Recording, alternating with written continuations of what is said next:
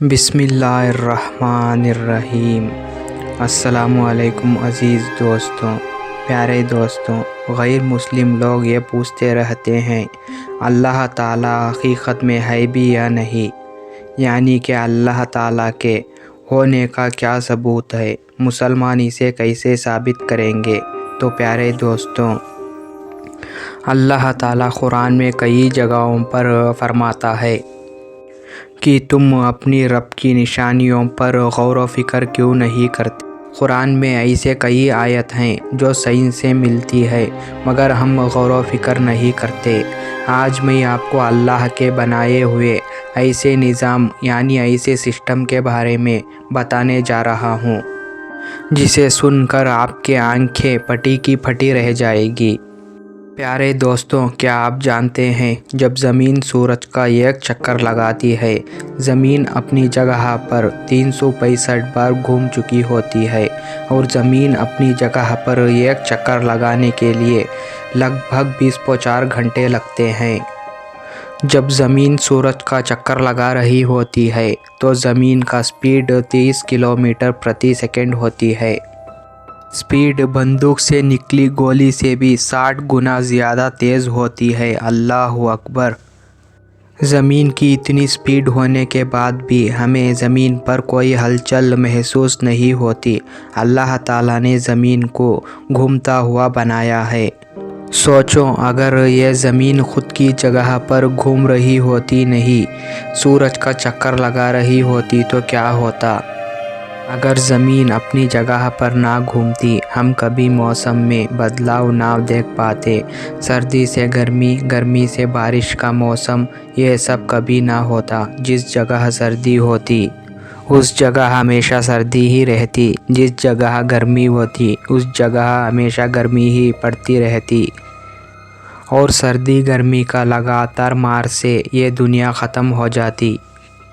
ज़मीन सूरज का चक्कर लगाती है, इसलिए दिन और रात होती है। सोचो, अगर अल्लाह ने ज़मीन को सूरज का चक्कर लगाने वाला ना बनाया होता तो दिन और रात का कभी भी मसला ही पैदा ना होता। ज़मीन का जो हिस्सा सूरज की तरफ होता है वहाँ हमेशा दिन रहता है और ज़मीन के पीछे वाले हिस्से में हमेशा रात होती है।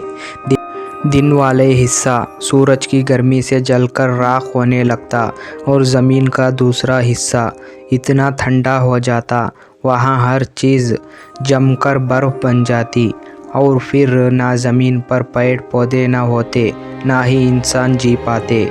तो शुक्र करो अपने रब का जिसने ज़मीन को घूमता हुआ बनाया।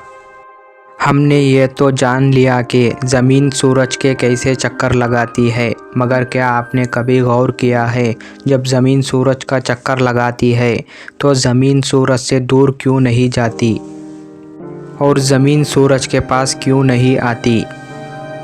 इसकी वजह यह है कि सूरज में पाए जाने वाला वो कर्षण बल यानी वो फोर्स ऑफ अट्रैक्शन तो वो ज़मीन को सूरज से दूर जाने देती है, ना सूरज के करीब आने देती है, बल्कि ज़मीन को एक सर्कल में घुमाता रहता है।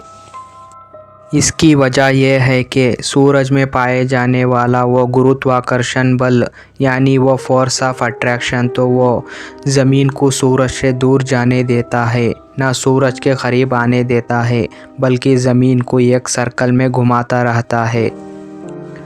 अगर अल्लाह ताला ने सूरज में यह गुरुत्वाकर्षण बल यानी ग्रेविटी पैदा किया ना होता तो हो सकता था कि हमारी ज़मीन सूरज से कई किलोमीटर दूर चली जाती, ये सूरज से ही टकरा जाती। सूरज हमारी ज़िंदगी के लिए सबसे ज़्यादा ज़रूरी है, इसी से हमें गर्मी और रोशनी मिलती है। सूरज के ना होने से ज़मीन एक बर्फ़ का गोला होता। सूरज की वजह से मौसम बदलता है, सूरज की वजह से पेड़ पौधे उगते हैं। अल्लाह की कुदरत देखिए, अल्लाह ने ज़मीन को सूरज से इतनी साटी दूरी पर रखा है, ना हमें नाकाबिले बर्दाश्त गर्मी लगती है, ना हमें नाकाबिले बर्दाश्त सर्दी लगती है। ज़मीन सूरज से 15 करोड़ किलोमीटर दूर है। ये दूरी हमें ज़िंदा रहने के लिए एकदम सही है। अगर अल्लाह ने चाँद बनाया ना होता तो आज एक दिन सिर्फ 6 से 7 घंटे का होता, क्योंकि अल्लाह ने चाँद में एक ऐसा गुरुत्वाकर्षण बल पैदा किया है जो ज़मीन को तेज़ी से घूमने से रोकता है। अगर चाँद ना होता तो ज़मीन अपनी जगह पर बहुत तेज़ घूम रही होती। चाँद के गुरुत्वाकर्षण बल यानी कि ग्रेविटी के कारण ही ज़मीन के समुद्रों में ज्वार भाटा आता है।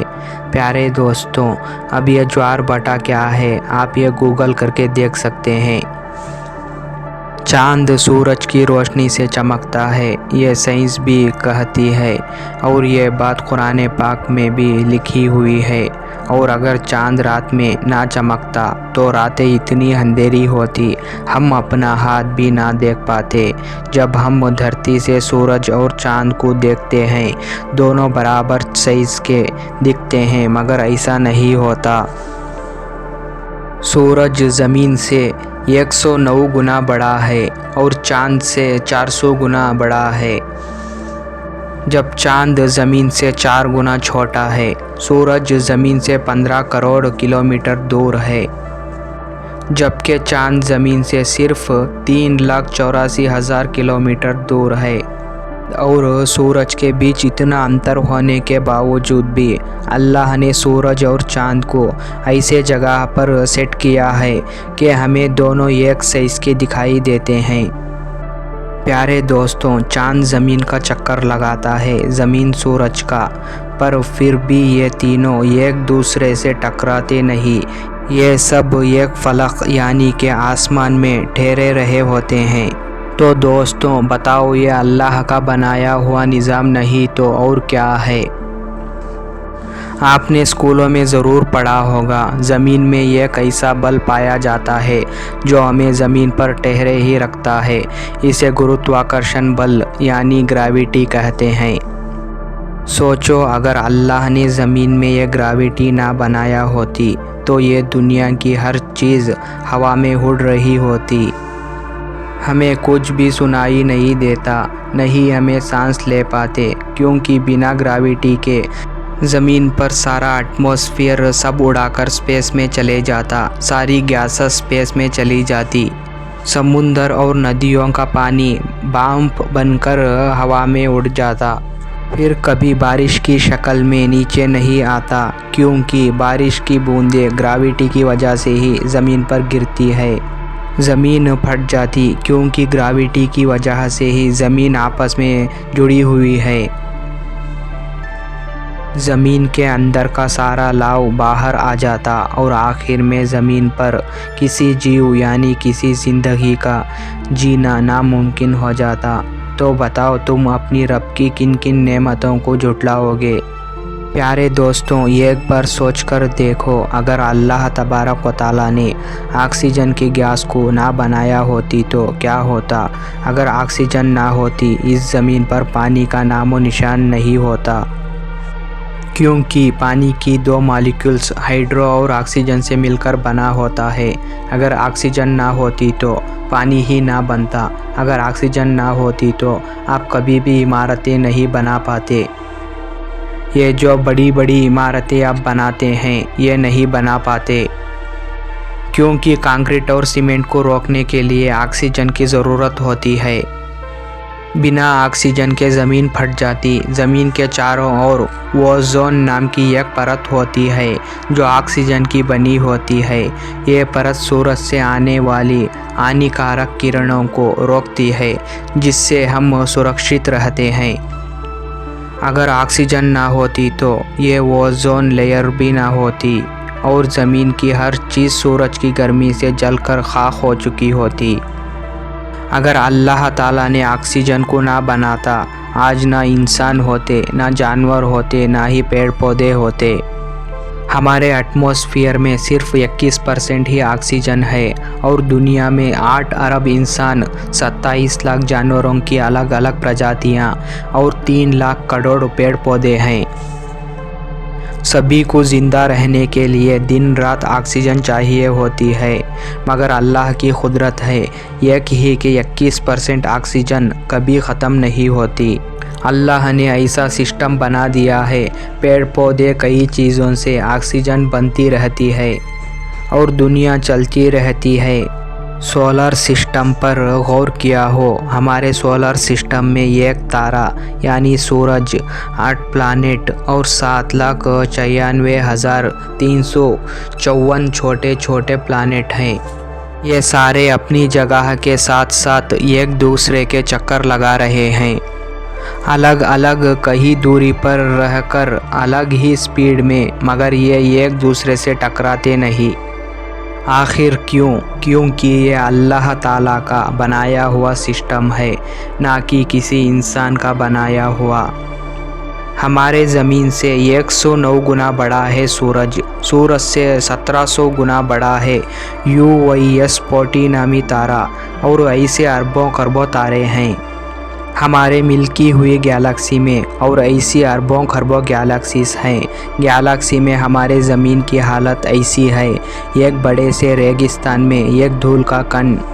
बताओ इन सब पर किसका काबू है? बताओ किसने इनको थामे रखा है? तो बताओ सिस्टम किसने बनाया है?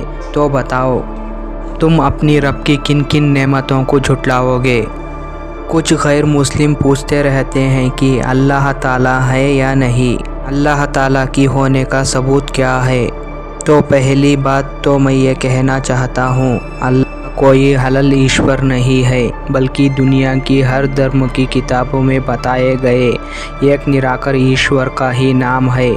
जहाँ तक अल्लाह का होने का सबूत होने का बात है, के होने का सबसे बड़ा सबूत है कुरान पाक, जिसके बारे में अल्लाह फरमाता है कि अगर किसी को कुरान के बारे में शक हो कि आदमी का लिखा हुआ है, ये इंसान लिखा हुआ है, तो उसे चैलेंज है कि कुरान जैसी एक ही आयत बनाकर ले आए। ना ला पाए तो ये मान ले ये कुरान तुम्हारे रब का ही भेजा हुआ है।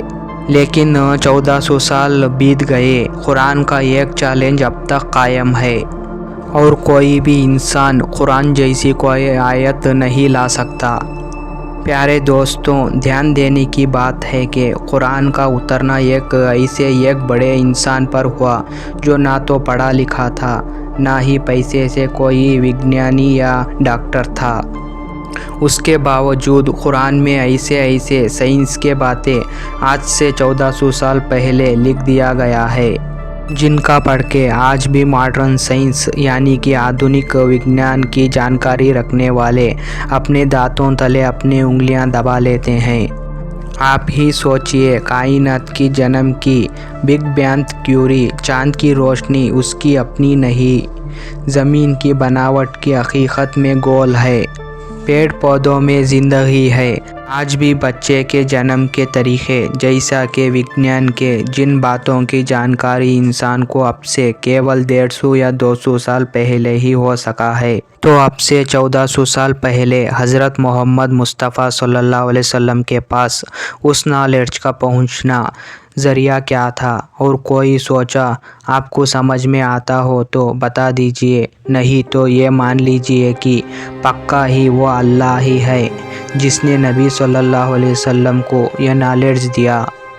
आप ये भी जानते होंगे दुनिया में ऐसे बहुत सी अनोखी बातें हुई है जिनका होने का क्या वजह था, साइंस इस पर चुप रहता है। हार कर दुनिया के विज्ञानियों को ये मानना ही पड़ा है कि कोई ना कोई ऐसी सुपर नेचुरल पावर है जिसे साइंस के हिसाब से समझाया ना जा सकता, जो साइंस के समझ में ना आए। ऐसी घटनाओं का वजह ही सुपर नेचुरल पावर है, और अल्लाह ने कुरान पाक में ऐसी कई करामती घटनाओं को जिक्र किया है जिन पर साइंस चुप है। जैसा कि अल्लाह ने मिस्र के जालिम बादशाह फिरौन की लाश को हमेशा के लिए बचाए रखने का पाक और साफ कुरान में वादा किया है, ताकि फिरौन की अंजाम से दुनिया वाले सबक हासिल कर सके। अब से 100 साल पहले फिरौन की वह लाश सागर में उतरती हुई पाई गई।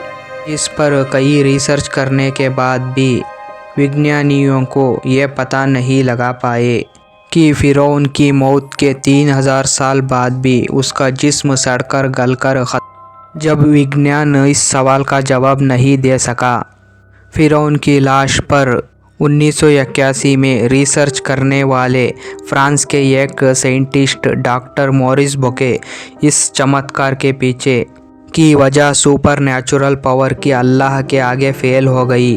उसने इस्लाम कबूल कर लिया। सुबहान अल्लाह। जिन लोगों को अल्लाह के होने पर शक है, मेरी उन लोगों के लिए यही सलाह और राय है कि वो दुनिया में पहले चमत्कारों जैसे बरमोडा का ट्रायंगल, फिरौन की लाश आदि की जवाब ढूंढकर जवाब लाने की कोशिश करे। साथ ही ये भी पता करने की कोशिश करे कुरान पाक में साइंस की वो बातें कैसे दर्ज कर लिया गया जिनका नॉलेज 1400 साल पहले किसी आदमी को नहीं था। और अगर आप भी इन सवालों का कोई जवाब नहीं ढूंढ पाए तो मान लीजिए कि इन सब बातों के पीछे अल्लाह का वजह है। और मुझे तो अपने अल्लाह के होने पर पूरी तरह यकीन है, क्योंकि अल्लाह तबारक व तआला ने कुरान में वादा किया है, मुझसे दुआ मांगो मैं तुम्हारी दुआ कबूल करूँगा। तो मैंने जब अल्लाह से पूरे यकीन के साथ दुआ मांगी, मेरी दुआ कबूल हुई है। जिन लोगों का भी यकीन अल्लाह के बारे में डुलमुल रहता है, वो पहले कुरान के हुर्फ पर रिसर्च करके ये जान ले कि अल्लाह मौजूद हैं, फिर अकेले अल्लाह में यकीन करते हुए दुआ मांगे, सब उसकी दुआएं कबूल होगी। और ये यकीन भी हो जाएगा कि अकेले अल्लाह ही इबादत के लायक हैं, यानी अल्लाह के सिवा कोई इबादत के लायक नहीं। प्यारे दोस्तों, ये वीडियो आपको कैसी लगी आप हमें कमेंट करके ज़रूर बताइए। और इस वीडियो को जितना हो सके उतना अपने दोस्तों और रिश्तेदारों में ज़्यादा से ज़्यादा शेयर करें, ताकि उन लोगों को भी ये जानकारी मिल सके। और अगर आप अभी तक हमारे चैनल इस्लामिक वीडियोस पर सब्सक्राइब नहीं किया है तो सब्सक्राइब करके और बेल आइकन को प्रेस करें। मिलेंगे नई वीडियो के साथ। अस्सलामु अलैकुम। अल्लाह हाफिज़।